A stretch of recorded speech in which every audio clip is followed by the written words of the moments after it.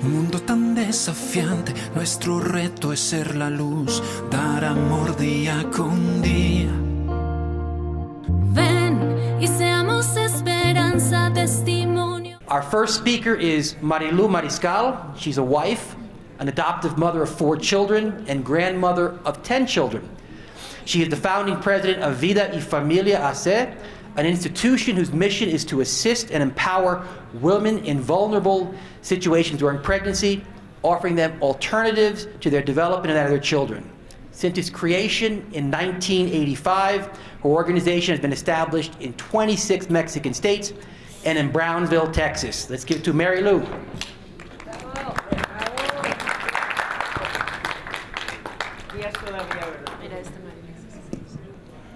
Días todavía. Pues muchas gracias por la presentación. Sí, fundé Vida y Familia, ¿por qué? Cuando iba yo a la Basílica de Guadalupe, veía yo niños que andan pidiendo limosna, o sea, hay niños que viven de la calle y viven en la calle. Sí, la diferencia es quienes duermen en la calle, abajo de puentes, etcétera, y otros niños que les pide la familia o el medio que les ayuden a pedir limosna.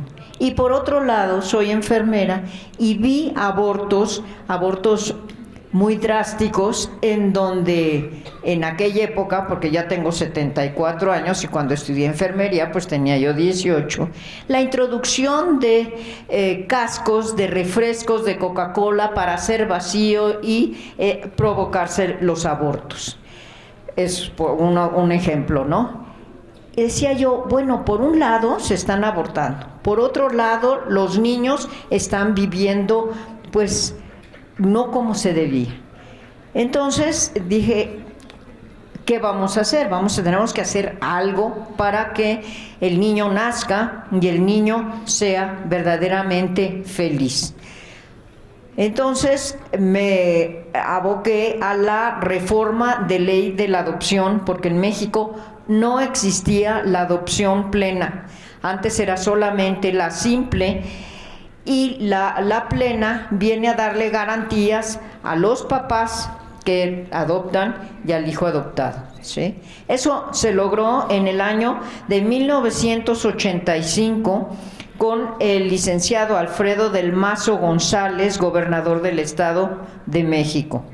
Entonces, cuando ya están las cosas en orden, o sea, la cuestión de la adopción, me preocupa mucho también el cómo ayudar a que la mujer pues no abortara. Entonces empieza Vida y Familia. Hoy Vida y Familia nos encontramos en 24 estados de la República, ya estamos en Brownsville, Texas también, y lo que buscamos nosotros es acoger a la mujer embarazada para que termine su embarazo. Y la acogemos de tal forma en donde pensamos, por supuesto, en la parte física, o sea, el médico, la parte psicológica también, la parte social. Entonces, ¿qué buscamos en esas casas hogar? Que la mujer se sienta acogida y termine su embarazo. Y que ella, por supuesto, mientras está en la casa, además de que se sienta acogida, aprenda elementos o materia para que sea una mujer mejor y pueda trabajar mejor y pueda ser una mejor mamá, una mujer mejor esposa, mejor profesionista, y se ha logrado. Es preciosísimo ver las caras de las mujeres cuando llegan, cuando están en la casa, porque además todas aprenden a tocar la guitarra. ¿Por qué? Porque me encanta la guitarra, la música, o sea, la alegría no nada más es el estar estudiando o que me estén viendo psicológicamente como estoy o físicamente, no, es la guitarra también. Entonces buscamos la paz, la alegría y sobre todo la presencia de Dios. Entonces así hemos caminado durante, pues desde 1985. Y hay una frase que a mí me interesa muchísimo recalcar a todo mundo. La frase es: soñad y os quedaréis cortos, de San José María Escrivá de Balaguer. Soñar, eso es BIFAC, es un sueño que pues que ya lleva varios años o bastantes años y se ha logrado lo que nos hemos propuesto, ¿sí? Soñad y os quedaréis cortos. Y hoy les digo a todos ustedes, tenemos que seguir soñando. Soñar, ¿por qué? Porque nos lleva a ser más, siempre más. Lo que hemos hecho, a mí me dicen, es que Marilú, fíjate la cantidad de niños que falta mucho por hacer. Ahorita nos acaban de enseñar lo de los abortos. Paz, todo lo que nos dijo acerca de la mujer, cómo necesita ayuda para terminar ese aborto, ese acompañamiento. Bueno, pues en BIFAC es lo que hacemos. Y a la hora de entregarlo, por supuesto, todo se hace legal y sin fines de lucro. O sea, las frases que utilizamos en BIFAC es: primero, soñad y os quedaréis corto. Y luego utilizamos 3 P's. P de presencia de Dios, P de prestigio. ¿Qué significa la P de prestigio? Orden, legalidad y transparencia. Orden, legalidad y transparencia. O sea, palabra muy importante. Y la última es permanencia. Sí, yo ya estoy buscando quien me sustituya, porque ya a mis 74 años, pues ya necesito a alguien, ¿verdad? Pero hay muchos jóvenes, hay papás BIFAC que son sensacionales. Aquí tenemos un ejemplo. Y luego, ahorita Natalia está dormida, pero al rato se las presumimos. O sea, ¿qué es? BIFAC sigue caminando. Y de la mano con instituciones, con Paz y con el gobierno. La cosa es, hay que hacer las cosas con orden, con legalidad y transparencia. Ese es BIFAC. Ahora, el tema de hoy es muy, muy importante. Muy, muy importante. Porque les quiero decir que no hay causa que merezca más alta prioridad que la protección y desarrollo del niño, de quien depende la supervivencia, la estabilidad y el progreso de todas las naciones y, de hecho, de la civilización humana. Esto son palabras con que la UNICEF abrió convenciones mundiales sobre los derechos del niño. Porque ya hablamos de la mujer, ya hablamos y nos hiciste favor de hablar de la vida intrauterina, de lo que pasa. Pero ahora, a mí, mi nicho hoy es el niño que nació en BIFAC y que queremos acentuar qué pasa con ese niño. En la Declaración Universal de los Derechos Humanos, las Naciones Unidas proclamaron que la infancia tiene derecho a cuidados y asistencia especiales, convencidos de que para ello la familia es el grupo fundamental de la sociedad y medio natural para el crecimiento y el bienestar de todos sus miembros, y en particular de los niños que requieren crecer en el seno de una familia, y lo subrayo, en el seno de una familia saludable para el pleno y armonioso desarrollo de su personalidad. Asimismo, en la Convención Mundial sobre los Derechos de Niños y en la Ley General de los Derechos de Niños, Niñas y Adolescentes, se establece el derecho de niños a la familia. Es muy importante. Ahorita les explico el por qué lo acentúo. Es un derecho esencial como grupo primario, natural, para ofrecer ese espacio de desarrollo en un ambiente de felicidad, amor y comprensión. Sin embargo, sabemos que este derecho esencial del menor no pocas veces se ve obstaculizado por situaciones complejas en donde personas y o familias disfuncionales son poco aptas para poder atender las necesidades básicas del cuidado, protección y seguridad y amor a los niños. Esto nos lleva a enfrentarnos la dura realidad de tener el menor en instituciones, o sea, institucionalizado. No quiero hablar de números, pero son muchísimos niños que están institucionalizados. ¿Por qué? Porque tristemente no hay tanta credibilidad en la adopción, ¿sí? Por otro lado, yo no he dicho que no nos los den, sí nos los dan, pero es bastante complejo. Pero se puede, todo se puede con las 3 P's, acuérdense, con orden, legalidad y transparencia se puede. No son unos embarazos de nuestros matrimonios de 9 meses como son normalmente. Hay veces, tristemente, que son un poco más largos que la de los elefantes, pues sí, pero a final de cuentas tienen a sus hijos. Entonces, lo más importante es que hasta hace poco se pensaba que la infancia era difícil y dejaba huellas imborrables la adopción de un niño, y sobre todo de un niño mayor de 3 años, y se vio en situación comprometida por mucho tiempo. Sin embargo, los nuevos estudios nos hablan de un fundamento completamente distinto a dicha percepción. Ese fue el tema que me pidieron. ¿Qué pasa con la educación de niños que llegan por adopción después de los 3 años? Pues hay un gran psiquiatra que se llama Kurt Lewin, que es neutrólogo,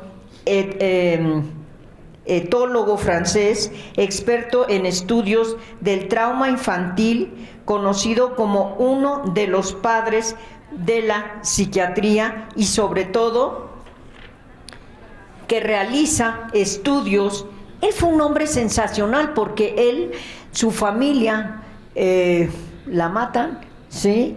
Y entonces a él lo llevan de una casa en otra casa durante 7 años, y total de cuentas que se pone a estudiar qué pasa con el niño que va de un lugar a otro.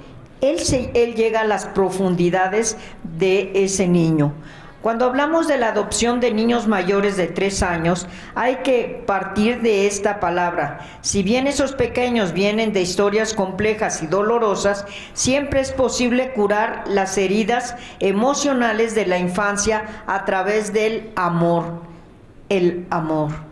Sin embargo, por la experiencia sabemos que mientras más tiempo pasan los niños sin una familia, mayor es el esfuerzo que ambas partes tienen que hacer para integrarlo sanamente al núcleo familiar, educar, ordenar hábitos, formar en la convivencia muy cercana, aprender a ser familia, hacer que se sientan verdaderamente queridos, que se amen y sientan ese amor como real. Eso es algo que los pequeños que están institucionalizados les cuesta trabajo porque nunca lo han tenido, pero sí se puede. Pero es una realidad que construir los vínculos afectivos que son propicios y que se generan dentro de la familia, de una familia saludable, tienen el poder de sanar cualquier herida. Nuestro famoso doctor Kirill afirma que a pesar de que en la infancia se haya construido vínculos afectivos inseguros, ambivalentes y desorganizados, es posible adquirir un apego seguro más adelante a partir de una sana experiencia y amorosa. El amor ayuda a todo. Sí.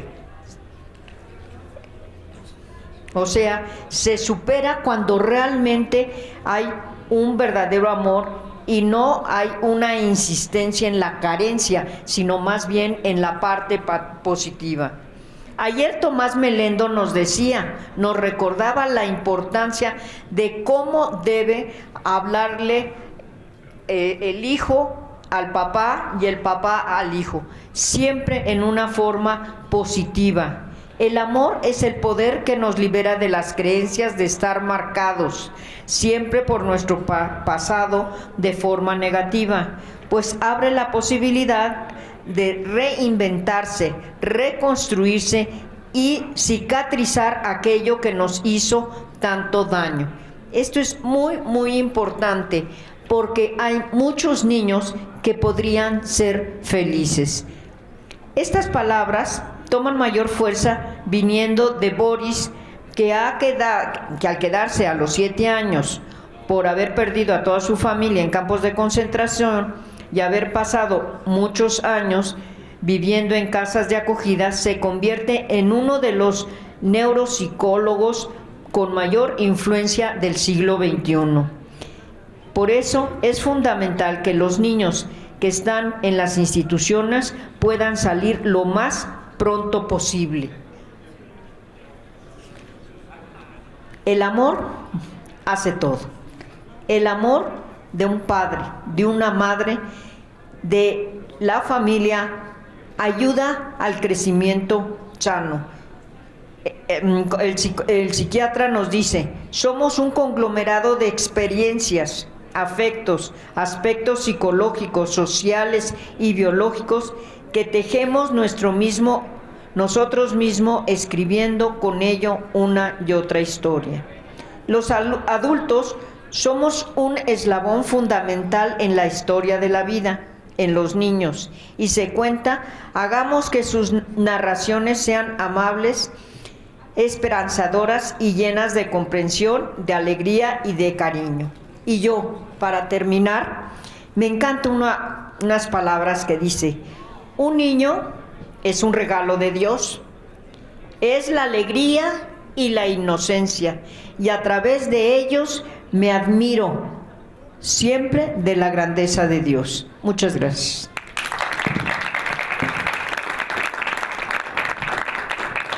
Muchísimas gracias. Very well said. Thank you, Mary Lou. Our second speaker today is going to be Daniela Gomez. She has a master's in psychoanalytic psychotherapy of childhood and adolescence. She is the founder of the Civil Association de Corazón Nacemos in 2016 and director of the Fundación Efecto Esperanza Michoacán, AC, both associations dedicated to defend the right of every child or adolescent to live in a family, either through adoption or foster care, as well as volunteer work within the Casas Hogar. Let's give a round of applause for Daniela.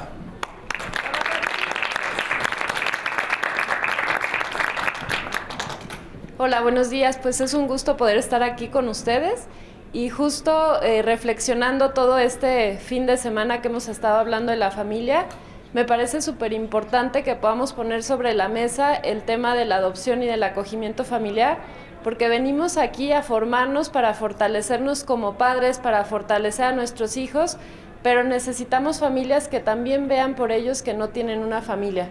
Entonces, esa ha sido mi reflexión, parece la conclusión, pero no, apenas voy a empezar. Pero es invitarles a eso, a que de verdad todos podamos ver también por estos niños que no nos tienen a nosotros, que no tienen a esa mamá o a ese papá que puede estar preparándose para ser mejor, sino que están en una institución. Entonces, justo estoy muy contenta que hoy se pueda poner sobre la mesa este tema, y aunque seamos poquitos, con una persona que escuche y que pueda difundir que esto es una realidad y que tenemos que ver por ellos, creo que es una manera increíble también de poder hacer algo por los demás. Y hemos hablado mucho de lo que somos llamados a hacer, y la Biblia nos lo dice, que nuestra verdadera religión es ver por los huérfanos y por las viudas. Entonces creo que el ver por estos niños es un llamado que nos toca a todos nosotros, a todos los que hemos sido bendecidos de estar en una familia. Entonces, pues bueno, les comparto ahora sí un poquito quiénes somos. Bueno, somos una fundación, se llama Efecto Esperanza, pero antes de hablarles de eso, les platico un poco del camino. Empezamos en el 2016 en Morelia, Michoacán, con una asociación que se llama De Corazón Nacemos. Justo empezamos porque vimos la necesidad de poder acompañar a los papás que llevan a cabo la adopción. Hay poca información, hoy en día va creciendo cada vez más lo que existe, pero había poca información de cómo acercarse, cómo ayudarlos, cómo esto que nos comparte Marilú de lo que han vivido en el trauma. Entonces empezamos a acercarnos a los papás para poderles apoyar en ese periodo. Ha sido un trabajo cuesta arriba, ha sido difícil, pero lo hemos ido avanzando, lo hemos ido logrando.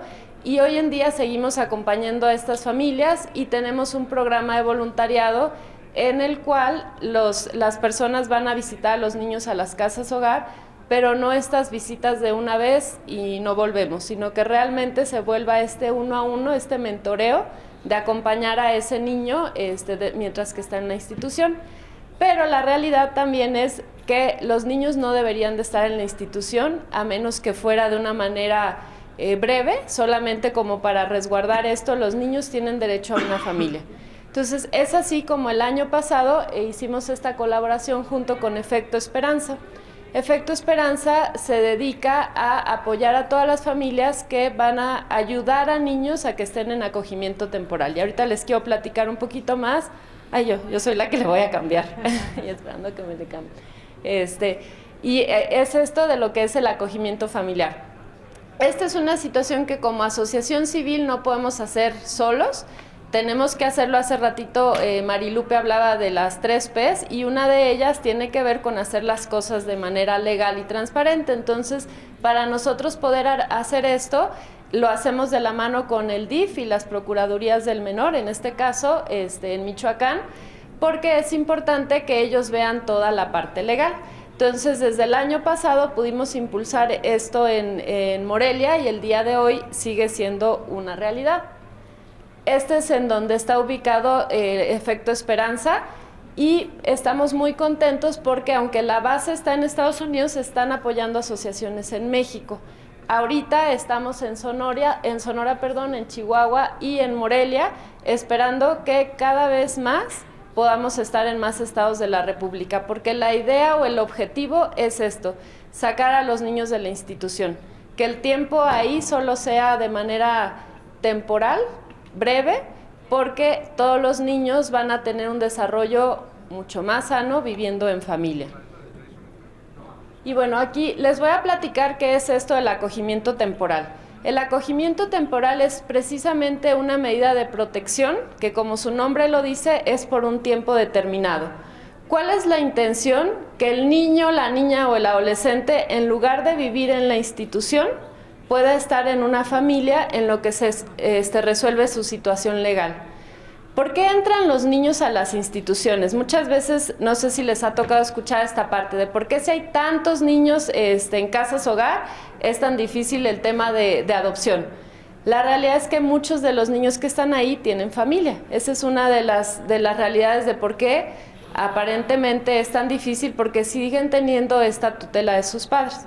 Entonces, lo que se busca es cuando están en la institución, ver, lo primero que se tiene que buscar es si pueden regresar con su familia de origen. Eso es lo mejor que le puede pasar a un niño, que se pueda reintegrar.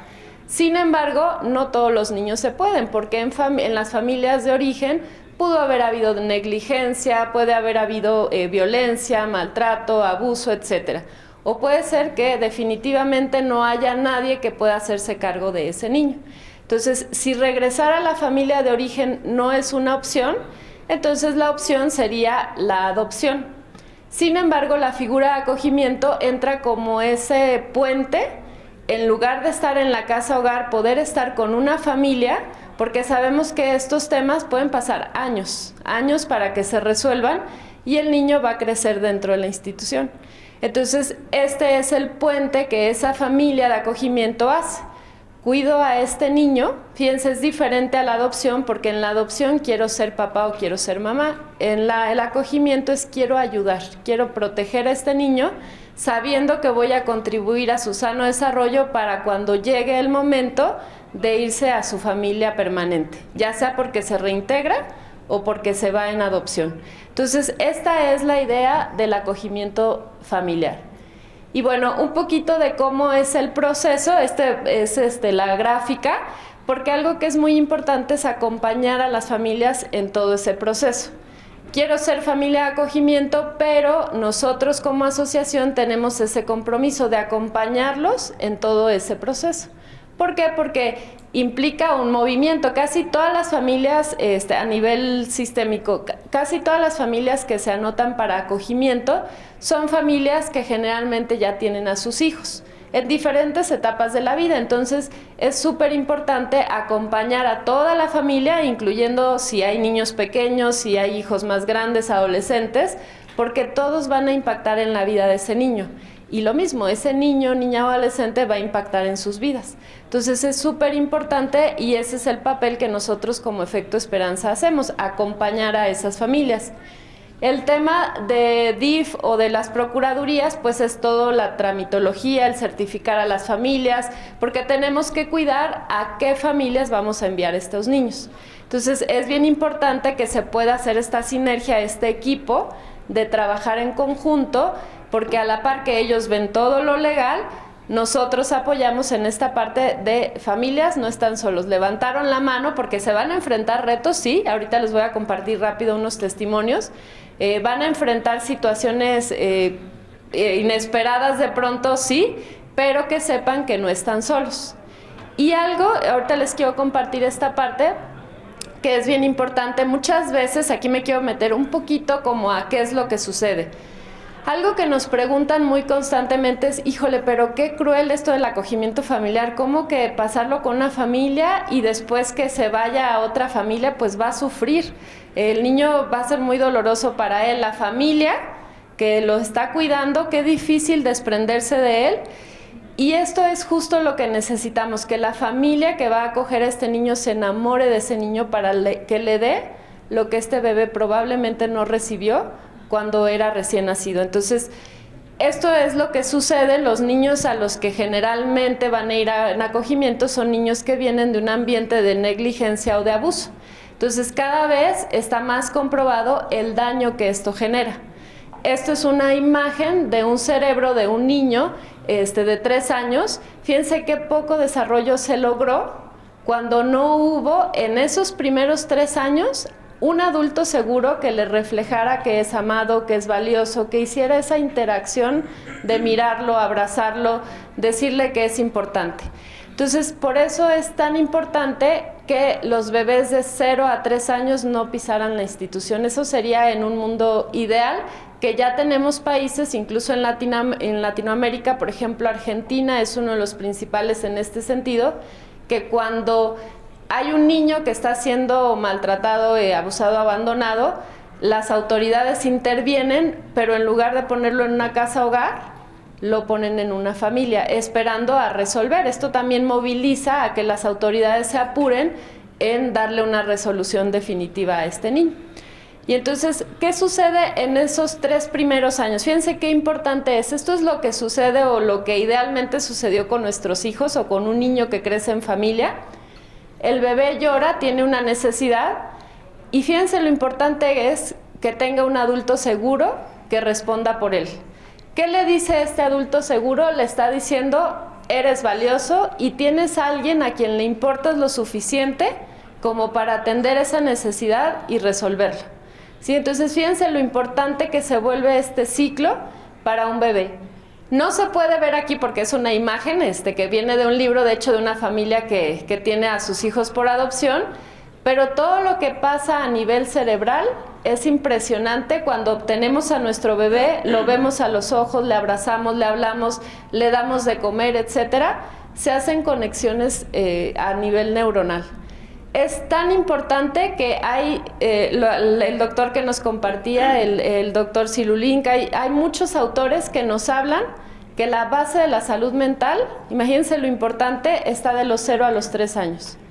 ¿Qué pasa cuando esto no sucede?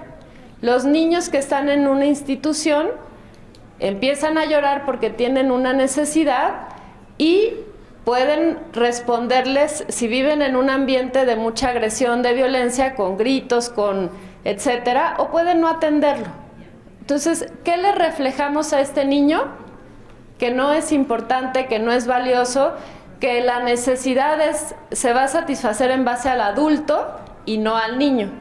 ¿Qué pasa en las instituciones? Y no quiero que se vayan con la idea de que la institución está mal. Hay instituciones, hay casas hogar que hacen lo mejor que pueden, pero no es el lugar en donde los niños deberían desarrollarse, ¿sí? Imagínense que hay 20 bebés y hay un cuidador. ¿Qué hace ese cuidador? va a cargar a los 20, les va a dar amor a los... Digo, aunque lo haga con amor, es imposible. Les va a dar rápidos de comer, porque es la necesidad primordial, si no se muere, pero no va a estar cargado de este afecto, de esta mirada de eres importante. Entonces no es por una mala intención, es una realidad, no se puede. No sé si alguien de aquí tiene gemelos o triates, ya me imagino qué locura. Yo con uno, cuando estaban bebés, híjole, de pronto estoy cayendo de sueño, pero tiene hambre. Entonces imagínense cuando son 4, 5, 6, 7, claro que no puede responder a esto. Y no se ve porque todo es a nivel, pero empezamos a generar que este niño o niña deje de tener voz. ¿Para qué lloro si no me sirve? ¿Para qué lloro si no voy a ser atendido? Y entonces entramos a las casas hogar y podríamos decir, mira qué calladitos están todos, pero lo más triste que puede haber es un lugar donde haya niños y que estén en silencio, porque significa que han perdido su voz. Y entonces cada uno de nosotros tenemos que ser la voz de estos niños, porque nosotros sí tuvimos esa voz y nuestros hijos la han tenido. Entonces, fíjense lo importante que se vuelve para la salud mental de los niños el que podamos darle esas familias que respondan a sus necesidades. Entonces, por eso el acogimiento familiar es tan importante en estas etapas tempranas del desarrollo. Sí, es la base.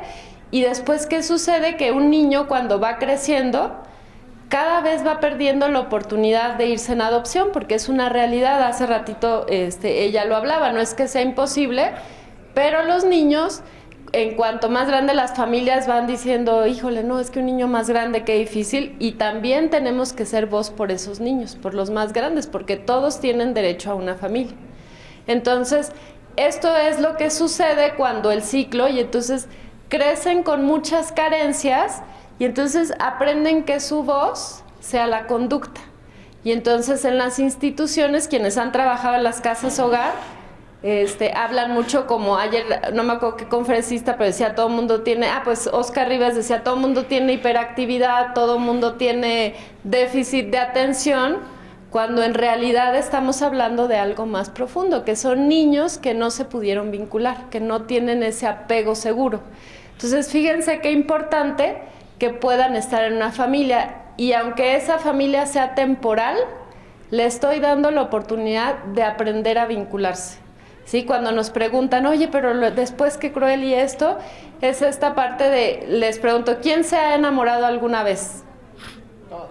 Todos. ¿Y a quiénes nos han roto el corazón? Todos. ¿Y nos volvimos a enamorar? Sí. Yo tuve novio, me rompió el corazón, pero acá está mi esposo, o sea, me pude... Y este es el amor del bueno, amor verdadero. ¿Qué sucede? Que gracias a que me pude vincular cuando era una bebé, el día de hoy tengo esa posibilidad de poderme volver a vincular. Cuando un niño no recibió esto, no lo va a poder hacer a lo largo de su vida. Y entonces, sí es importante que trabajemos el duelo con estos niños, porque para eso está la asociación, para que acompañemos a la familia y al niño a vivir este duelo, a poderse separar, pero le estamos dotando algo que si no es en familia, no lo va a tener.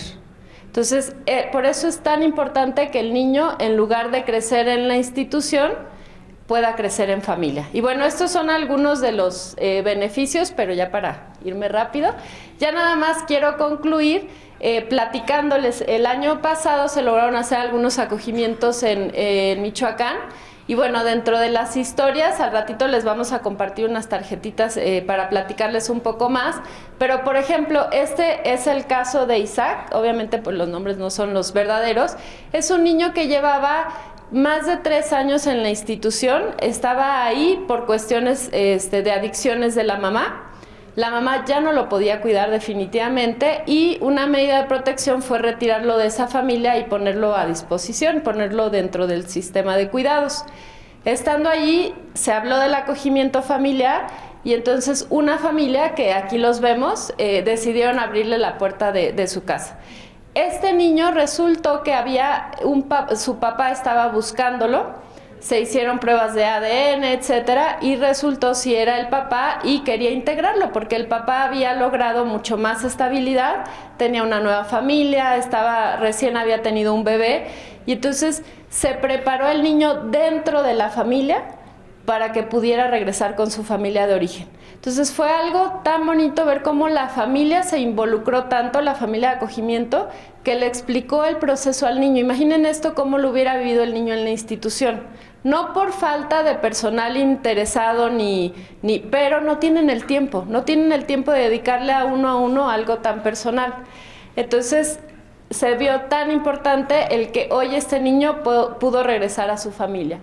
Y bueno, esta otra pequeñita que también se fue en acogimiento familiar, estuvo 6 meses con esta familia, que la amó, se enamoró de ella, etcétera, pero esta niña, después de haber estado 2 años en la institución y que nadie había visto su caso, en 6 meses se resolvió el caso y se fue en adopción. Entonces, esa es la importancia de visibilizar a estos niños, que podamos ser su voz. Así es que les invito a que nos sumemos. Hay muchas formas podemos apoyar, desde difundir lo que es el acogimiento familiar, que ya es una realidad en México, poco a poco está haciendo en más estados, que podamos compartir, buscar familias que estén dispuestas a hacer esto y ponerlos en contacto con las asociaciones que están viendo por ellos. Entonces, acordémonos de ser la voz de aquellos que la han perdido para que la puedan recuperar. Muchas gracias. Perdón, yo quisiera nada más apoyar. Realmente en BIFAC Mérida tenemos el sistema de acogimiento. Claro que nuestros tiempos son muy pocos porque son niños recién nacidos, pero hace la diferencia el acogimiento familiar a una institución. Apoyemos, porque realmente en las instituciones no reciben la atención que debe y merece cada niño. Muchas gracias. Muchas gracias, Daniela. And just a reminder, if you are an English speaker and you need Spanish translation, they have the headsets outside. And if you're a Spanish speaker, they have the English headsets outside as well. But here we go on. Our next speaker is Valeria Gonzalez. She is currently a columnist for El Heraldo and coordinator of public policy liaison and advocacy at the Early Institute. For the past 3 years, she has studied child sexual violence from a complementary approach, both as a form of violence and as a crime. She is the coordinator of the Alumbra Project, Knowledge and Information Community, which is dedicated to the prevention of child sexual violence in Mexico. Let's give a round of applause for Valeria.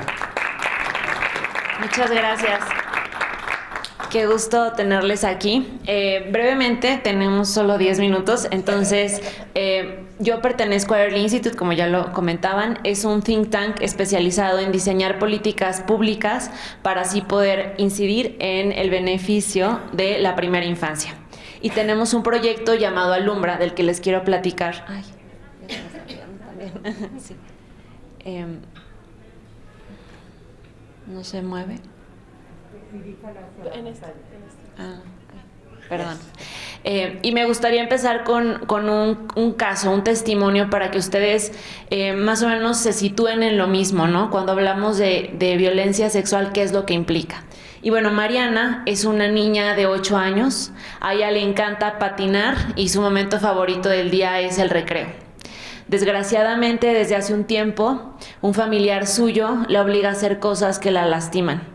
Ella trata de pedir ayuda, de gritar, pero no puede. Incluso ha tratado de atorar la puerta de su cuarto con una silla para que su agresor no entre, pero él siempre lo logra. La maestra de Mariana sabe que algo está mal, ha notado que ella ha cambiado, pero desconoce cómo ayudarla. Aquí en este cuarto, en este lugar en el que estamos, que levante la mano quién realmente sabe cómo reaccionar cuando descubre que una niña o un niño está sufriendo violencia sexual. ¿Alguno de ustedes sabría qué hacer? ¿Cómo actuar? La verdad, la triste realidad es que la mayoría de los cuidadores no sabemos cómo reaccionar. Y esta es la situación de muchas niñas y niños en México, que no tienen quien los ayude porque no saben cómo hacerlo. En México, más de 6 millones de mujeres reportaron que cuando eran niñas sufrieron violencia sexual. Y se fijan en estos datos que no voy a describir para no tardarme mucho, de esas víctimas de violencia sexual, 7 de cada 10 reportaron que el agresor era un familiar suyo. Estamos hablando de una realidad terrible y en Alumbra lo que queremos hacer es prevenir. Seguramente ustedes se han puesto a pensar, pero algo que no se conoce no se puede prevenir. Y eso es la apuesta que nosotros hacemos desde Alumbra. Estos han sido, como tenemos poco tiempo, me voy a enfocar en estas 3 pilares de prevención que han resultado exitosos para nosotros. Y queremos compartirlos con ustedes. De entrada, es muy importante asumir una responsabilidad colectiva. En el caso de Mariana, les decía que su maestra sabe qué es lo que está pasando, pero no sabe cómo reaccionar. Entonces, todas y todos, independientemente si son nuestras hijas o hijos, tenemos que saber reaccionar para poder detectar si una niña o niño está sufriendo este tipo de violencia, y una vez que se detecta, saber cómo actuar, ¿no? Con quién acudir, qué hacer, cómo evitar su revictimización. En segundo lugar, transferir el conocimiento. Les platicaba que nosotros somos un think tank. Lo que hacemos es generar conocimiento, análisis de datos, de fuentes de información, y con esto nosotros tratamos de diseñar herramientas concretas que se traducen en herramientas de prevención, especialmente para los cuidadores, ¿no? Que no saben cómo hacer o cómo trabajar, por ejemplo, con niñas y niños, este empoderamiento o esta forma de decir a las personas cercanas lo que están pasando. Y finalmente, la importancia de romper el silencio, de poner este tema sobre la mesa. Esto puede implicar sí una denuncia, pero muchas otras veces también es hablar del tema, hablar y hablar y hablar hasta que se vuelva un problema de orden público.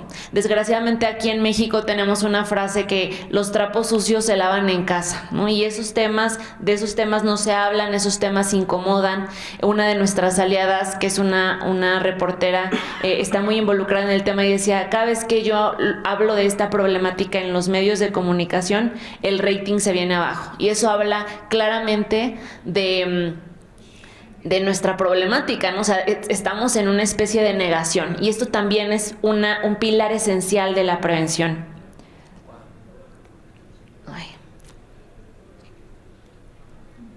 Entonces, bueno, voy a brevemente explicar más a profundidad qué es lo que nosotros hacemos con responsabilidad colectiva. De entrada, nosotros reunimos a estos sectores. No basta que solamente trabajemos con mamás o papás, que ellos sean los preocupados para que no les pase eso a sus hijos, sino que desde el sector salud, por ejemplo, qué hacer si eres médico y no sabes cómo detectar cuando una niña o un niño está sufriendo violencia, o si es tu responsabilidad o no hacerlo, con quién acudir. En el sector educativo no se diga, por ejemplo, el caso de la maestra de Mariana, y evidentemente también las autoridades. Por eso, Alumbra es una comunidad de conocimiento y práctica. Ya en otras temáticas se han creado estas comunidades que reúnen a especialistas de todos los sectores que de una u otra forma trabajan desde su trinchera en esta problemática, ¿no? O en la atención, o en la prevención, o en el acceso a la justicia. Pero eso es lo que nosotros quisimos hacer con Alumbra, empezar a reunir las piezas del rompecabezas para tener la información adecuada. De entrada, es muy difícil, por ejemplo, medir la violencia sexual infantil. Es muy difícil saber cómo detectarla, cómo evitar la revictimización. Entonces, trabajamos con todos ellos, ¿no? Están desde organizaciones de la sociedad civil que atienden, como Guardianes, como Juconi, como Adivac, instituciones gubernamentales como CIPINA, las comisiones de niñez y adolescencia de ambas cámaras que están involucradas en el diseño de políticas públicas, hasta agencias internacionales como UNODC, UNICEF, etcétera, ¿no? Aquí este es un pantallazo literal de nuestra plataforma Alumbra MX, que es un repositorio de toda esta información. Al final de la presentación voy a compartir el link para que ustedes accedan, y ahí es donde nosotros hemos tratado de depositar todas estas herramientas de prevención para que se vuelvan accesibles, y por supuesto son gratuitas para todas aquellas las personas que se quieran informar. Y bueno, traigo aquí un ejemplo de lo que estamos haciendo por visibilizar, por poner el tema sobre la mesa.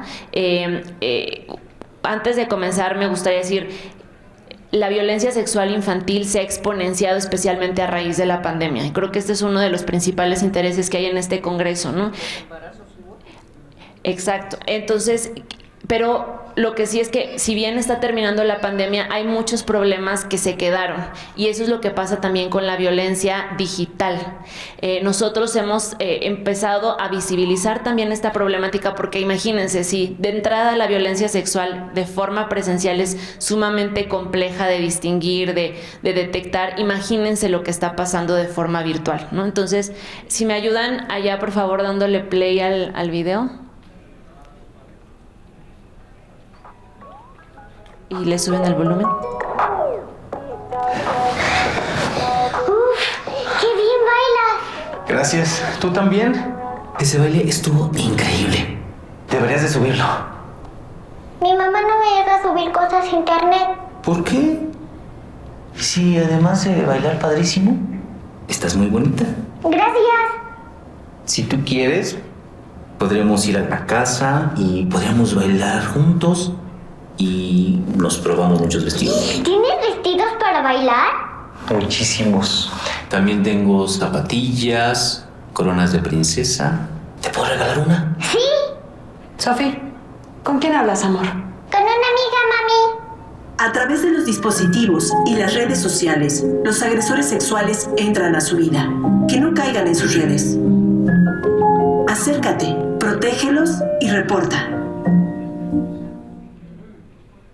Muchas gracias. Bueno, este fue solo un ejemplo, ¿no?, de cómo es importante visibilizar esto, darnos cuenta que tenemos que estar informados. Seguramente esa mamá realmente creía que ella hablaba con una amiga y la dejaba en su cuarto con un agresor, ¿no?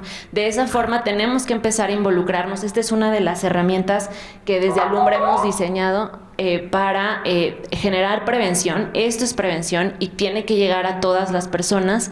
Tenemos, por ejemplo, un micrositio donde puedes acudir y ver y conocer cuáles son todas estas formas de violencia digital a la que están expuestas las niñas y los niños. Hay una sección también de reportar, porque como les decía, es importante también que poco a poco empecemos a impulsar más la denuncia, y eso es parte de lo que queremos hacer. Está también en esta sección. Este es uno de los otros ejemplos que hemos trabajado, ¿no?, en colaboración con End Violence Against Children. Diseñamos los 5 puntos básicos de prevención de violencia digital, ¿no? Y esto es lo que tiene que estar cerca de las mamás, papás, cuidadores, personal docente, personal médico. Entonces, me fui muy rápido. En realidad quería darles de forma muy general un poco el proceso de lo que se hace en Alumbra y las formas de colaboración, ¿no? De qué forma, si tú quieres prevenir la violencia sexual infantil, de qué forma lo puedes hacer. En este código QR le pueden tomar una foto y está nuestra página para que se sumen de distintas formas. Pueden hacerlo con donativos, pueden hacerlo si ustedes tienen algún proyecto que pueda sumar. Por ejemplo, también tenemos talleres, damos talleres de prevención de violencia digital. Si ustedes están interesados, para la comunidad a la que pertenecen, podemos hacerlo. Y échense un clavado. Ay, no sé qué pasó. Échense un clavado en... bueno, es el código QR, gracias. En nuestras redes sociales o en nuestra página, ahí van a encontrar toda la información que puedan tener. También les dejo mi correo por si quieren o desean saber más sobre esta problemática. Estoy disponible. Muchísimas gracias. Thank you, Valeria. You made some very good points. We need to have everybody trained to recognize the signs of child sexual abuse. We've got to break the silence, and then we have to act, because we got to defend the innocence of our children. And that video was very, very powerful, where you've got to protect all of our kids from what's going on online. It is pretty dangerous, and COVID did bring many of these things to the fore. So thank you very much. Our next speaker will be Cecilia Blanchette.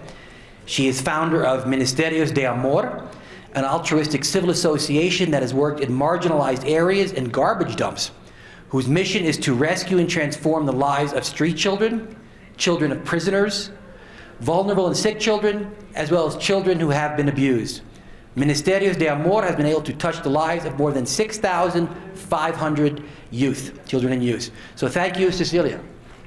Thank you. A mí me ha impresionado mucho porque realmente estos paneles, qué interesantes han sido, ¿verdad? El primero trató sobre el aborto, el segundo trata sobre la adopción, y qué importante es, y qué importante es hacer un network, es hacer una red entre todos nosotros, porque aunque cada uno tiene su área, todos estamos de alguna manera ligados. Toda la gente, para empezar, yo creo que toda la gente inteligente y sensible tiene que estar unida, toda. Creo que el ser humano nacimos básicamente para amar y para servir. No veo otro fundamento en nuestra vida más sólido que amar y servir.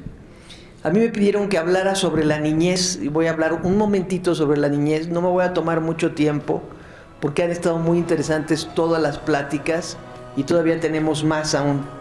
Pero la verdad es que, como lo hemos dicho, los primeros años de la vida de un individuo, de un ser humano, son los años más importantes, hasta en su alimentación. Todo lo que amamanta la madre a su hijito, toda la leche materna que toma, fija el calcio por el resto de su vida. Es increíble, ¿verdad? Y asimismo, todo lo que el niño va aprendiendo y todo lo que vamos depositando adentro de él es algo maravilloso. A mí me impresiona mucho cómo la gente está convencida de que los niños son el futuro. Y yo digo, no son el futuro, son el presente. Porque no va a haber futuro si no hacemos un presente. O sea, nosotros necesitamos capacitar y preparar a los niños. Hoy, por ejemplo, nos damos cuenta que como está la juventud, como están las cosas, como están los valores, como están manejados los principios, como la tecnología ha invalidado gran parte de la verdadera comunicación, gran parte del movimiento familiar. Hoy en día la gente se sienta a la mesa y está con el teléfono todo el tiempo, y se ha perdido lo que nosotros tuvimos de chicas, ¿verdad? Sentarse en una mesa con la familia y hacer la sobremesa con pláticas increíbles, al calor de la familia, del amor. Ya no existe. Ahora es, no tengo tiempo para ir a comer, no tengo tiempo. Ahora, por otro lado, a mí me impresiona mucho ver a los niños más pequeñitos, por ejemplo, en los restaurantes, que los sientan en esas periqueritas y les dan un celular. Y tienen 3 años. Y a los 3 años están ya oprimiendo los botones de los celulares. Yo no pierdo oportunidad para acercarme a los padres y les digo, oye, tu hijo, ¿qué edad tiene? 3 años. 3 años. Y ya maneja el celular. No, hombre, sí, es increíble, maneja el celular. Y me siento y me doy cuenta de que durante todas las hora y media siguiente de comida, nadie volvió a ver a ese niño. O sea, seguramente lo que tú decías en tu film, ni siquiera sabe con quién está comunicándose ese niño, ni qué mensaje le está dando la caricatura. Porque hoy en día las caricaturas ya hablan de cosas muy serias. Las caricaturas hablan de aborto, las caricaturas hablan de libertad de género, se ven a dos muñequitos besándose en la boca y todo parece como una cosa tan natural. Es tan natural que tenemos que fluir en eso. ¿Quién dijo que tenemos que fluir en eso? Yo no digo que odiemos a la gente, pero sí tenemos que odiar las cosas que están mal y tratar de rescatar a esa gente para el bien.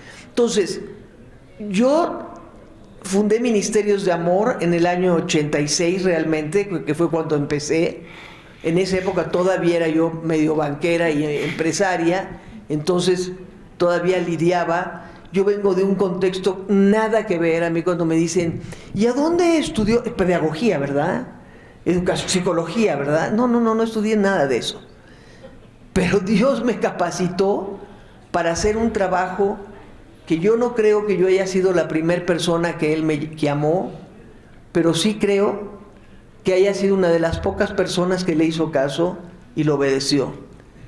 Porque en el año 86, donde nadie hablaba de niños de la calle, sino se veían así como cosas, como parte del inventario nacional, del folclore, del atractivo turístico, eso era como se veían los niños de la calle, ¿verdad? Pero ¿quiénes eran? ¿De dónde venían? ¿Qué hacían? ¿Por qué estaban en la calle? ¿Dónde estaban sus familias? ¿Quién los protegía? Eso no sabíamos nadie nada.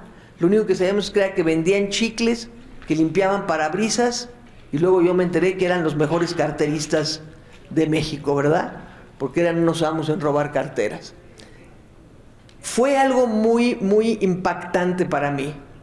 Y yo me gustaría contar esta anécdota que le he contado muchas veces en mi vida, pero yo le prometí a Mario que mientras yo estuviera viva, yo siempre iba a contar su anécdota, porque fue una anécdota que traspasó mi corazón.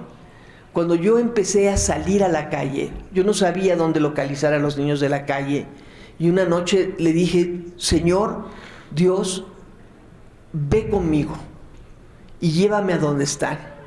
Y aparecí en la central camionera. Vergonzosamente tengo que decir que yo nunca en mi vida había estado en la central camionera. Qué vergüenza, ¿verdad? Pero es verdad.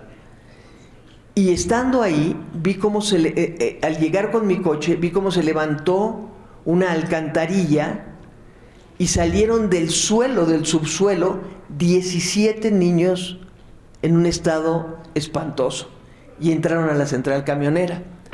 Yo estacioné mi coche y entré con ellos y empecé a hacer contacto. Primero contacto visual, después contacto de acercamiento, y finalmente esa noche, a las 3 de la mañana, yo había hecho contacto físico con cada uno de ellos. Y atraparon mi corazón, y empecé a ir cada tercer día a visitarlos y a llevarles comida, a platicar con ellos. La verdad, cuando la gente me dice: oye, mami Ceci, pero qué increíble visión tuviste, yo digo: no, yo no tuve ninguna visión. Yo nada más hice algo que tenía en mi corazón hacer, y luego Dios plantó toda esta visión y nos ha llevado a lo largo de 35, 36 años a lugares impresionantes. Yo sí soy una institución.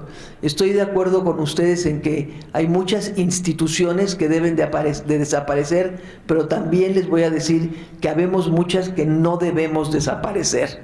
No debemos desaparecer, porque realmente nos hemos abocado. Decían algo muy cierto: ¿quién puede atender a 20 o 30 niños? Nosotros. Nosotros podemos atenderlos y podemos darles una atención personalizada. Entonces, bueno, volviendo a mi historia, si no me voy por otro lado. Estando en la central camionera, yo conocí a un niño, había un niño, el más chiquito, se llamaba Mario. Y Mario fue no sé si a ustedes les ha pasado, de esos niños que roban el corazón, atrapan el corazón, y además nos dan una satisfacción tan grande el solamente verlos a los ojos, que es impresionante. Mario era ese niño. Para hacer una historia larga corta, en una ocasión llegué a la central de camionera y no estaba Mario. Pregunté dónde estaba y todos se miraban así entre ellos, se reían, pero nadie realmente me decía dónde estaba Mario. Mario había desaparecido, y durante 3 días yo estuve yendo. La primera noche fui, al día siguiente fui en la tarde, luego regresé en la noche, y el tercer día yo dije: no me muevo de aquí hasta no encontrar a Mario. Y ya en la noche Mario apareció ahí caminando por el pasillo de la central camionera, y cuando lo vi, literalmente sentí mariposas en el estómago y se me salió el corazón, se me salía el corazón del pecho. Y corrí así como en cámara lenta, así como en Love Story, ¿no? Me acuerdo, y lo abracé con todas mis fuerzas y le dije: ¿dónde has estado? Y me dijo: es que no quieres saber, tú no quieres saber. ¿Cómo no voy a querer saber? Claro que quiero saber. Dime a dónde has estado. Me dijo: ¿de veras? De veras. Pues me fui con un viejo. Y entonces yo tuve que actuar por primera vez en mi vida como si fuera nada lo que me estuviera diciendo. Y le dije, ¿con un viejo? ¿A dónde te fuiste con un viejo? Pues a un hotel. Te fuiste a un hotel con un viejo. ¿Por qué, Mario? Le dije, ¿por qué? Y nunca se me va a olvidar su manita cómo salió de su bolsa y me dijo, por 3 razones. Tenía hambre, hacía frío, y ¿sabes qué? Pues no se siente tan mal que lo acaricien a uno, ¿eh? Esa noche yo salí de la central camionera.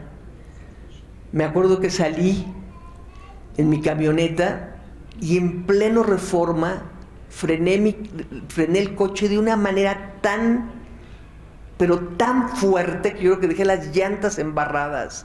Y me acuerdo que frené y le grité a Dios y le dije, ¡Dios!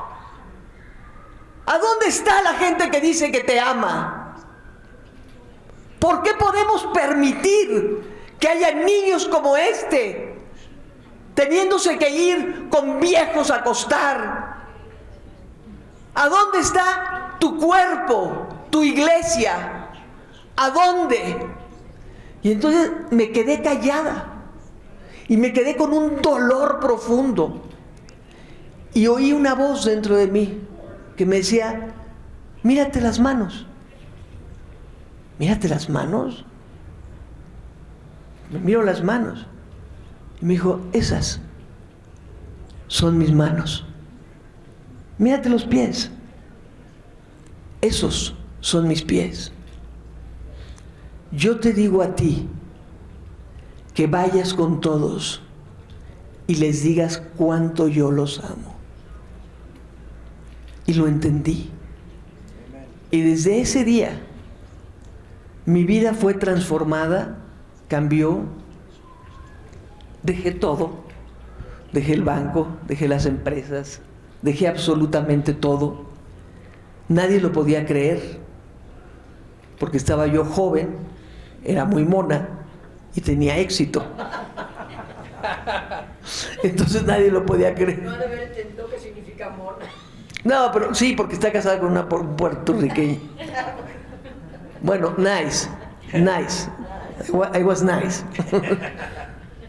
Entonces nadie lo podía entender, y cuando la gente se acercó a mí, la gente del mundo, a decirme, ¿no vas a volver? Y yo les dije, no. ¿Cómo? A ver, explícanos, nada más danos una explicación leve, breve y leve. ¿Cómo pudiste dejar este cielo? Estábamos en un super restaurante en México. ¿Cómo pudiste dejar este cielo para irte a ese infierno? Y le dije, no. Es que es al revés. Yo dejé este infierno para encontrar mi cielo en las alcantarillas. Para mí, cada niño que Dios me ha permitido tocar su corazón, oro adentro. Aún el niño más pervertido. Recuerdo un día que llegó un niño y me dijo, si te cuento una cosa, mami Ceci, nunca más me volverías a ver a los ojos. Y le dije, a mí me puedes decir lo que quieras y no te voy a dejar de amar. Y me dijo la cosa más aberrante que alguien puede oír. Me dijo, mi padrastro me forzaba a tener relaciones con animales. Pues yo sentí que el mundo se me paralizaba, ¿no? Y le dije, ahora yo te quiero más que antes. Porque ahora es cuando tú necesitas más mi amor que antes.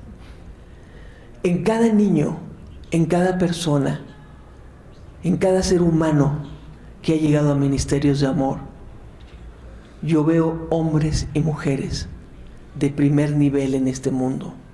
Veo hombres y mujeres que impacten esta tierra. Ese señor que está sentado ahí en esa silla de ruedas es mi hijo Pablo Blanchet Peset. La que está al lado es su esposa y ella creció en ministerios de amor toda su vida y hoy está casada con mi hijo.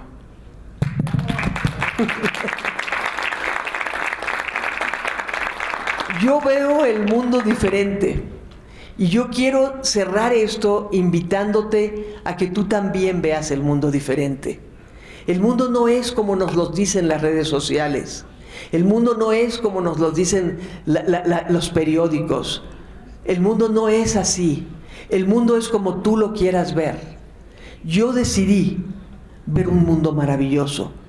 Y en medio de los basureros, cuando yo iba a los basureros y estaba en medio de los basureros que expulsaban así como volcancitos de gases de la cantidad de basura, yo sonreía y decía, esto es un paraíso. Y la gente me miraba como diciendo, y tú estás loca. Si esto es un paraíso, tú no sé dónde estás. Porque yo podía ver todo lo que se podía hacer en ese lugar. Y en uno de esos basureros se construyó esto. Santa Fe. Santa Fe. Ese era uno de los basureros. Nosotros lo que tenemos que poner es atención, sí, en la educación. Pero la educación académica no es la educación más importante. La educación más importante es la educación, tampoco de valores, porque los valores son relativos, de principios. Cuando tú le enseñas a un niño a amar, a soportar, a respetar, a ser generoso, a ver por los demás, a tener paciencia, a vivir en paz, ese niño, lo que tú estás depositando en este presente, va a ser lo que es el futuro. Y yo cierro esto diciendo, aquí hay algunos bebitos que he visto. Esos bebitos van a llegar a gobernar este país. Depositen en ellos lo mejor que puedan para que sean los agentes que cambien la historia, no solamente de nuestro México, sino de la humanidad. Amén. Gracias. Bravo.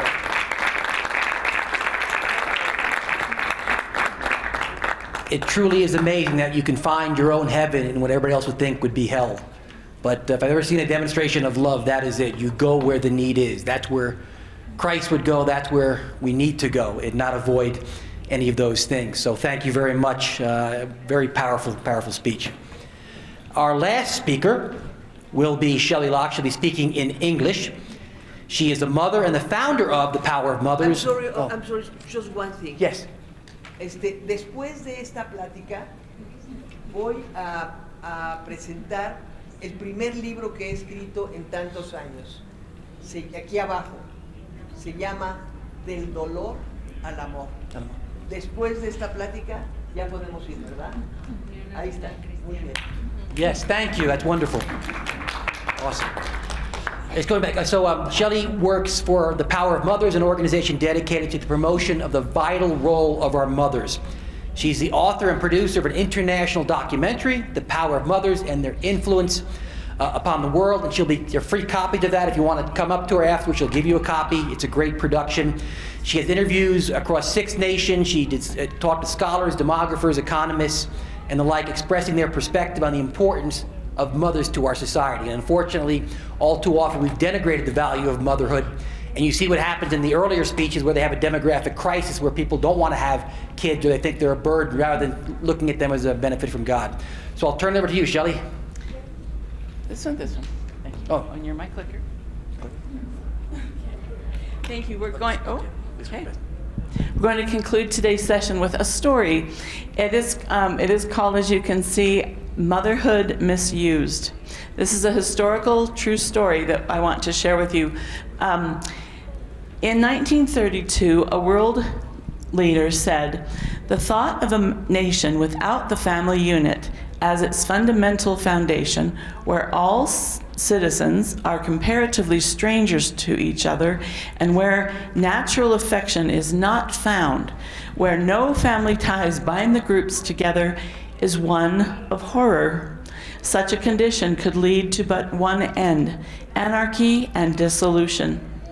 In today's presentation, we will examine the historic fulfillment of just exactly how this portended horror became a reality, bringing about the anarchy that consequently, inevitably followed in its wake. What nation would bring to pass this condition spoken of? None other than Adolf Hitler's Aryan nation, the Third Reich or kingdom envisioned and predicted to last for 1,000 years.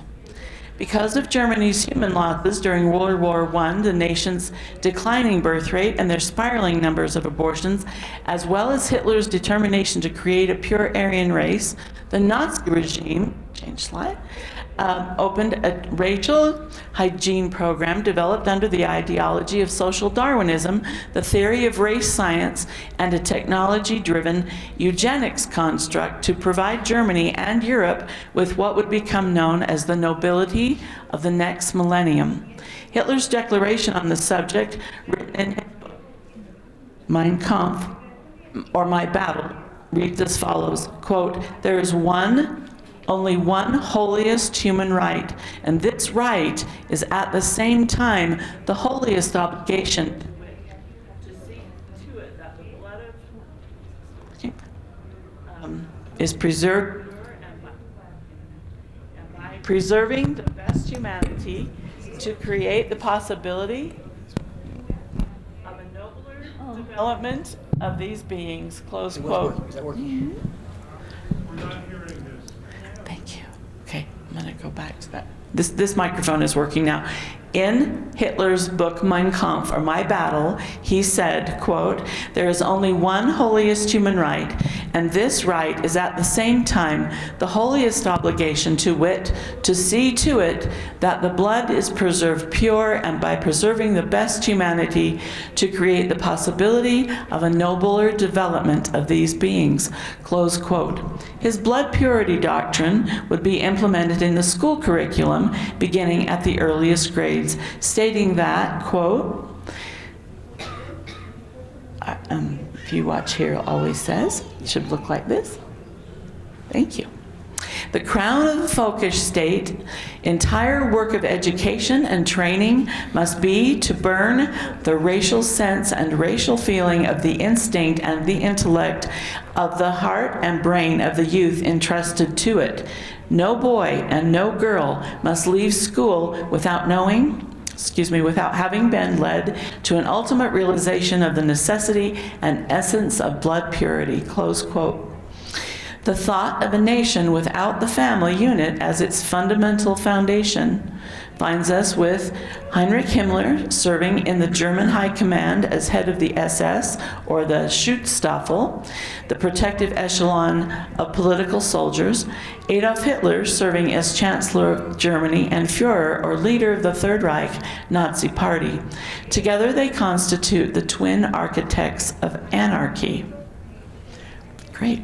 Beginning in 1935, preparations were completed for the introduction to and the implementation of the Nazi Lebensborn program, and translated the Fount of Life, overseen by SS leader Heinrich Himmler, established on December 12th. A pamphlet was published and carefully distributed for this top secret program, containing the criteria for admissions and qualifications into the Lebensborn programs. Mothers were to do 4 things. Number 1, produce racially, biologically, and hereditarily valuable children. Number 2, be of pure Aryan ancestry, proving no Jewish heritage. Number 3, exhibit Aryan physical traits of blonde hair and blue eyes.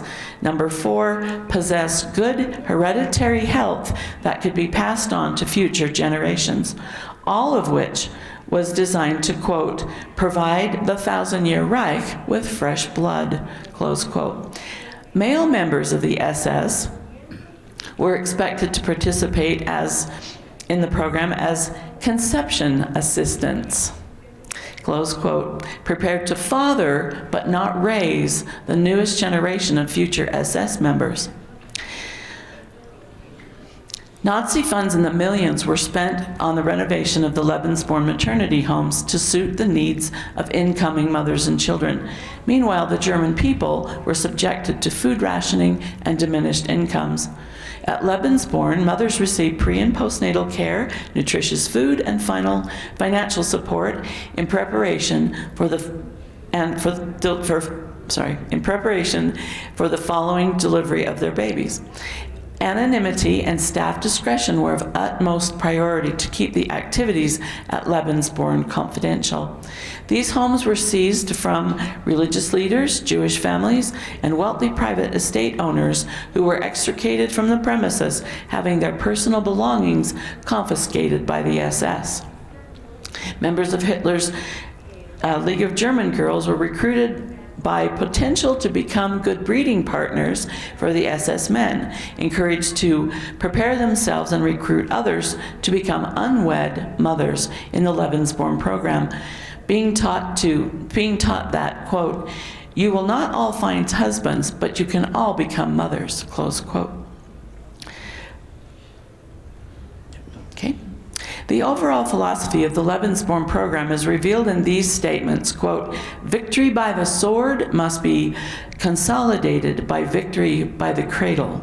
An unmarried mother who rears a healthy and worthy child is immeasurably more valuable to the nation than a childless married woman," close quote.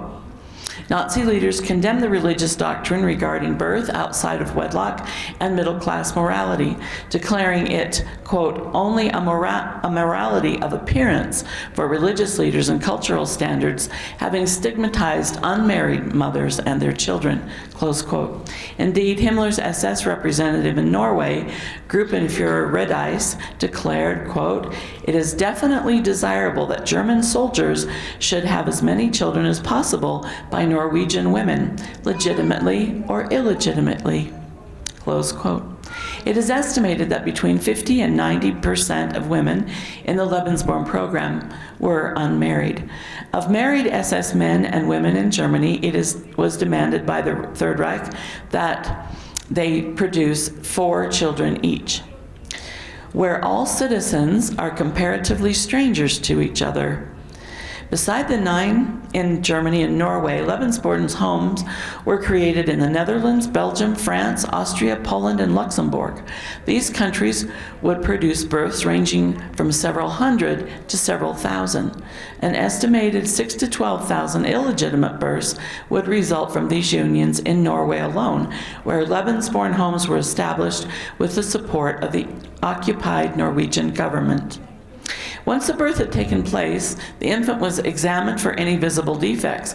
If found to be a life worthy of life, the mother was told, found to not be a life worthy of life, the mother was told that the baby had died and a death certificate was made out that day. These babies were then sent to a specific hospital where they were put to death. Infants found worthy of living at 1 month of age were brought with their mothers to a special naming ceremony resembling that of a pseudo-religious ceremony. However, in this ceremony, no ecclesiastical leadership officiates, no holy water is administered, no prayers are said. The SS officer presiding near the Nazi swastika flag lays a dagger over the baby. A formula is spoken, pronouncing the child's new name, and then he inducts the child as property belonging to the Nazi SS from that time on, given to the state. All official parental records are destroyed. The child's new life, as the Third Reich's hope for the future, has begun. To commemorate the occasion, each mother and baby are given a special candle made at the Dachau concentration camp. Mothers are then allowed to take their baby home, provided with a stipend for their expenses, or they can donate their child to the nation. Most mothers, unwed, chose to leave their child in the care of the SS staff at Lebensborn. They will do this willingly, believing that they are patriotically serving their country, having been told, among other things, that, quote, "the Aryan baby was the golden future of the 1,000-year Reich," close quote. And where natural affection is not found, after 1 year at Lebensborn, children who have passed the rigorous screening examinations and are found meeting the full Aryan value criteria are featured in specially prepared catalogs for prospective adoptive parents to preview. Most adoptive families were kind, but other adoptive guardians were deeply disturbed and unqualified to manage the lives of their children. Secure attachment development was hindered due to the baby and staff ratio. And change. And where no family ties bind the groups together is one of horror. Despite Aryan blonde-haired, blue-eyed births coming from the 30 Lebensborn homes in 8 countries, by 1941, the resulting numbers were deemed insufficient by Nazi leadership. Faced with this storage, Himmler proposes in a speech in occupied Poland that, quote, "If necessary, we will kidnap the children and raise them with us."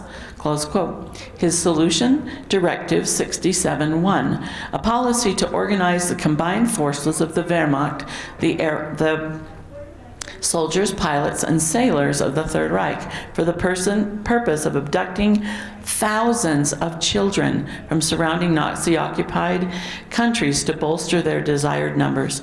The operation began in Poland and extended to Slovenia, Russia, Ukraine, the Czech Republic, Bohemia, Moravia, Belarus, and others. Sources differ on exactly how many children, but range from 50,000 to 200,000 children estimated to have been kidnapped as a part of Directive 67-1. In a recorded interview, Himmler says, quote, "We gather the great blood that we can utilize and make it part of us, or we exterminate that blood," close quote. In a related document, Himmler goes on to say, quote, "I believe that it is right that small children of especially good race from Polish families be collected and brought up by us in special children's nurseries and orphanages," close quote. Justified by his beliefs, beginning in 1941 until 1944, Himmler orders that thousands of Polish children displaying blonde-haired, blue-eyed Aryan traits are kidnapped first from orphanages and then foster families, then from birth families, telling the parents that the children's health was in question and it needed to be examined. Commandeered children were then loaded into train cars sent to Germany under terrible conditions, never to see their families again. One mother, watching her only son's train pull away, said, quote, "You can't imagine what it is like to have your child stolen. We didn't give them our children. They stole them. Nobody had ever done anything as terrible as this," close quote.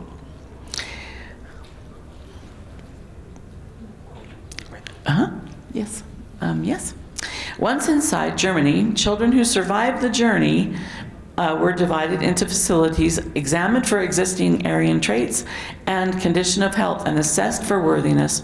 During screening, full breed value cards were kept on each child. Breed value information is divided into 4 categories from 1 to 4.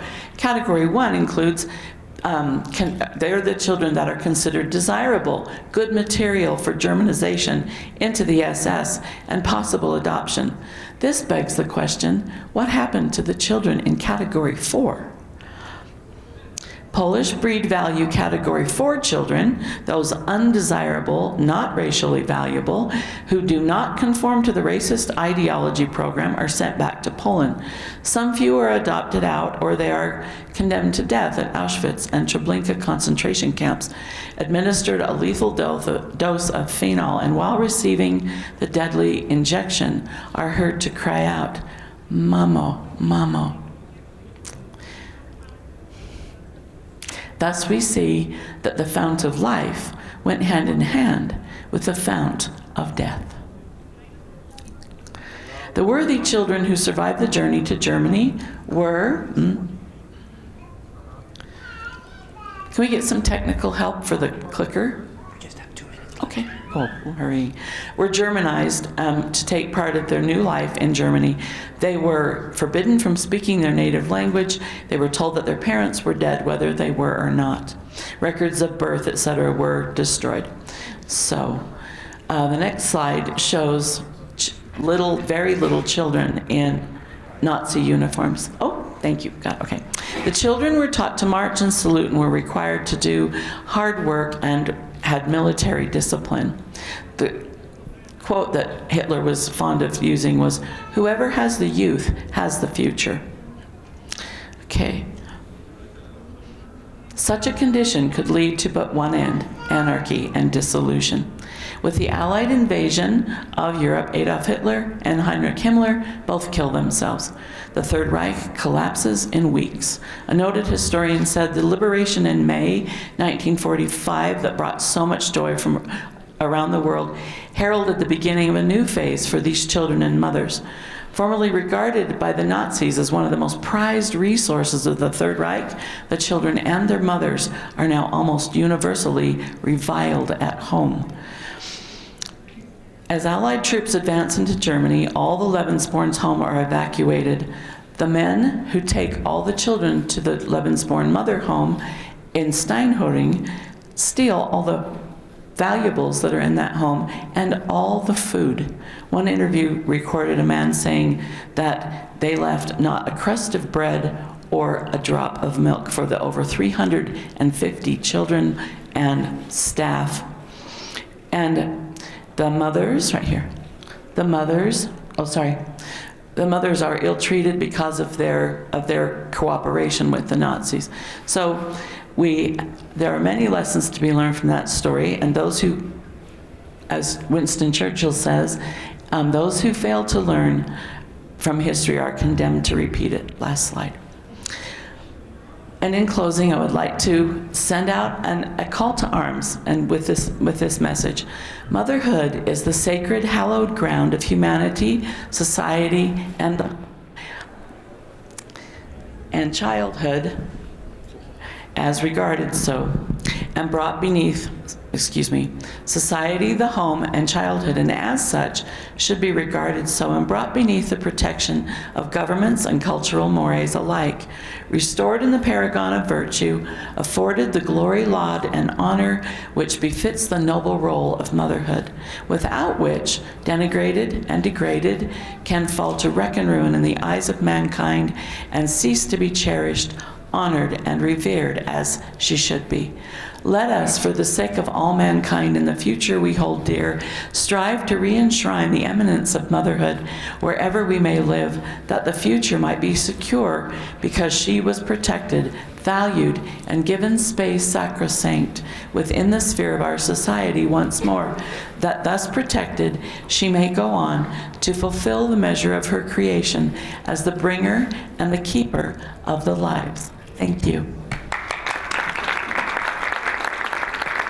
I just want to thank everybody for listening to our panel. We had a great historical presentation, and I can tell you that these ladies up here are doing God's work. They're helping the children that nobody else wants to help. They're going into the places that need help, and we need all of us to work together to protect our children, to serve those who have been considered lost or been abused, and we must do something. Edmund Burke said, "The only thing necessary for the triumph of evil is for good men to do nothing." And these women up here are not doing nothing. They are doing something.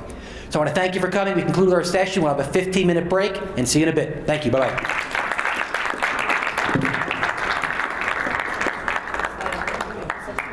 Un mundo tan desafiante, nuestro reto es ser la luz, dar amor día con día.